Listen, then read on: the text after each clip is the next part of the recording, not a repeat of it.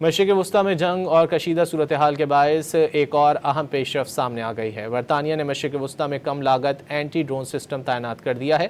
برطانوی حکام کے مطابق مشرق وسطی میں رائل ایئر فورس کے طیاروں پر ایک نیا کم لاگت اینٹی ڈرون سسٹم نصب کر دیا گیا ہے۔